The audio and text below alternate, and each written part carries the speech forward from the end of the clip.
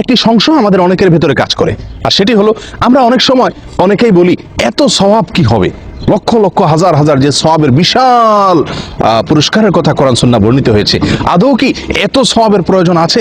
প্রিয় বন্ধুগণ, এই দুনিয়ার জীবন আখিরাতের জীবনের চাইতে কতটা কম, কতটা ক্ষুদ্র, কতটা তুচ্ছ, সেটিকে কোনো কোনো বর্ণায় বোঝানো হয়েছে সমুদ্রের পানির সঙ্গে এক ফোঁটা পানিকে তুলনা করার মাধ্যমে। এক ফোঁটা পানি সমুদ্রের পানি থেকে উঠানোর পরে সমুদ্রের পানি এবং এক ফোঁটার ব্যবধান যত, দুনিয়ার জীবনের সাথে আখিরাতের জীবনের ব্যবধান তত। আখিরাতের জীবনে শুরু আছে, কোনো শেষ নাই। দুনিয়ার এই সংক্ষিপ্ত জীবনে 60, 65 বা 70 বছরের জীবনের জন্য আমাদের উপার্জন করতে করতে করতে করতে একটি লোকও পাওয়া যায় না পৃথিবীতে যে পরিতৃপ্ত হয়ে বলেছে না আমার আর প্রয়োজন নাই। প্রিয় বন্ধুগণ, তাহলে আখিরাতের অনন্ত অসীমকালের জীবনের জন্য কত বেশি সওয়াবের প্রয়োজন, কত বেশি বিনিময় এবং সওয়াব সংগ্রহ করার প্রয়োজন। দ্বিতীয় কথা হলো, আখিরাতের সওয়াব যেগুলো আমরা সংগ্রহ করছি, আক্ষেপের বিষয় যে অনেক বদামলের কারণে, অনেক গুনাহের কারণে, অনেক ভুল ত্রুটির কারণে সেগুলো নষ্ট হয়ে যায়, নষ্ট হওয়ারও জায়গা আছে।